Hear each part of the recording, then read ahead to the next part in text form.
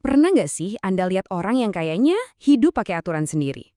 Atau mungkin Anda penasaran, kok ada ya orang yang sepertinya sama sekali nggak peduli sama batasan? Nah, hari ini kita akan kupas tuntas soal itu. Ternyata perilaku yang kadang bikin kita geleng-geleng kepala ini punya akar psikologis yang dalam loh. Yuk kita bedah bareng-bareng apa sih yang sebenarnya terjadi di balik itu semua. Kunci buat memahaminya ada di satu konsep ini, domain batas-batas yang terganggu. Gampangnya, ini adalah kerangka psikologis yang menjelaskan gimana kurangnya batasan di masa kecil bisa menciptakan pola perilaku jangka panjang atau yang biasa disebut jebakan hidup. Oke, ini dia agenda kita hari ini. Kita mulai dari apa itu batas-batas yang terganggu.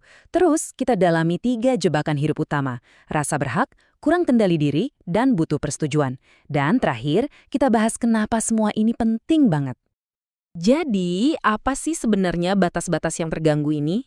Paham konsep dasarnya itu penting banget karena inilah fondasi dari semua perilaku yang akan kita bahas selanjutnya. Intinya begini, semuanya itu berawal dari rumah. Kalau seorang anak tumbuh besar tanpa aturan yang jelas dan konsisten, mereka nggak pernah benar-benar belajar soal tanggung jawab, menghargai orang lain, atau gimana caranya berjuang buat tujuan jangka panjang. Nah, kondisi inilah yang jadi lahan subur buat menumbuhkan 3 pola perilaku yang akan kita lihat. Oke, kita mulai dengan jebakan yang pertama, dan ini kayaknya yang paling sering kita temui.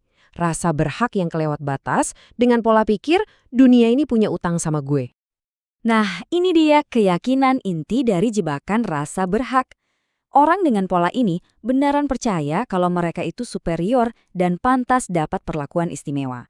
Makanya, mereka sering susah melihat dari sudut pandang orang lain dan bisa jadi gampang banget marah atau nggak sabaran kalau kemauan mereka nggak langsung dituruti. Nah, ini bagian yang menarik banget. Ternyata rasa berhak itu nggak cuma datang dari dimanja loh. Ada 2 jalur. Yang pertama, rasa berhak murni.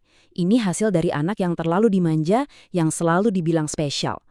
Tapi ada juga rasa berhak yang rapuh, yang sebenarnya adalah mekanisme pertahanan diri. Ini muncul saat kebutuhan emosional anak diabaikan, jadi mereka belajar kalau mereka harus menuntut supaya bisa dapat apa yang mereka butuhkan. Pemicunya di masa kecil itu bisa macam-macam. Ya, jelas, nggak ada aturan, itu salah satunya. Tapi yang menarik, ini juga bisa muncul dari hal-hal yang nggak terduga. Contohnya, anak yang belajar kalau satu-satunya cara biar didengar, ya dengan ngamuk. Atau sebaliknya, ketika prestasi mereka terus-terusan dikritik, mereka malah membangun pertahanan diri dengan jadi super nuntut. Jebakan berikutnya ini intinya cuma satu. Kalau rasanya anak, ya lakuin sekarang juga. Ini semua soal susahnya mengendalikan dorongan hati dan menunda kesenangan. Orang yang ada di jebakan ini sering banget kesulitan sama yang namanya disiplin diri. Mereka mungkin kelihatan asik dan spontan, tapi mereka berjuang keras banget buat menyelesaikan tugas yang membosankan atau menantang. Fokusnya itu selalu ke kepuasan jangka pendek, dan seringnya ini mengorbankan tujuan jangka panjang mereka. Akarnya, lagi-lagi, ada di masa kecil. Bisa jadi karena orang tua yang kurang terlibat. Tapi, ada satu penyebab yang mungkin bikin kaget. Bakat alami. Coba bayangin, seorang anak yang pinter banget sampai semuanya terasa gampang. Mereka nggak pernah dipaksa buat belajar apa itu kerja keras. Hasilnya, otot ketekunan mereka nggak pernah terlatih. Dan komik ini pas banget buat gambarin pola pikirnya. Ah, males ngerjain PR, baca komik aja dulu. Atau nanti deh abis nonton acara TV favorit. Ini pertarungan batin yang terus-terusan terjadi antara apa yang harus dilakuin sama apa yang pengen dilakuin saat itu juga. Jebakan kita yang ketiga sekaligus terakhir ini fokusnya beda banget.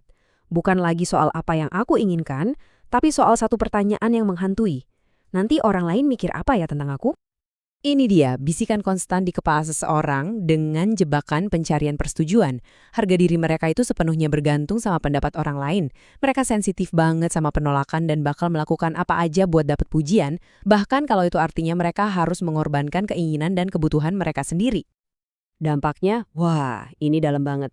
Karena mereka terus-terusan mencoba jadi apa yang orang lain mau, mereka jadi kehilangan koneksi sama diri mereka yang sebenarnya. Mereka jadi bingung apa sih yang beneran mereka mau atau yakini karena filter apa kata orang itu selalu aktif. Keluarga yang menciptakan jebakan ini biasanya terobsesi banget sama citra. Penekanannya bukan pada gimana perasaanmu, tapi pada gimana kelihatannya. Entah itu soal status, nilai, atau prestasi. Pesan yang ditangkap si anak jelas banget. Cinta dan harga diri itu bukan sesuatu yang kamu punya, tapi sesuatu yang harus kamu raih dari persetujuan orang lain. Oke, setelah kita paham ketiga jebakan hidup ini, mari kita bahas kenapa sih menetapkan batasan itu jadi makin penting, apalagi di dunia modern kayak sekarang.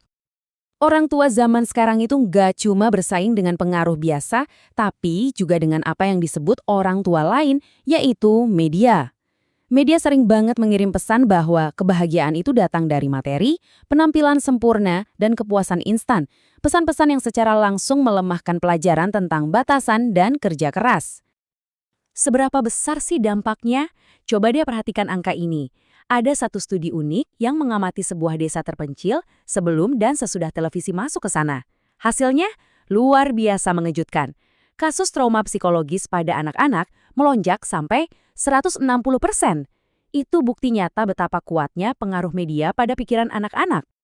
Kisah nyata ini benar-benar merangkum kesalahpahaman yang sering terjadi. Seorang ibu membiarkan anaknya melakukan apa saja dengan pikiran kalau kebebasan tanpa batas bakal menghasilkan rasa terima kasih. Kenyataannya, justru sebaliknya. Tanpa batasan, anak-anak malah merasa nggak aman dan nggak belajar cara mengatur diri mereka sendiri.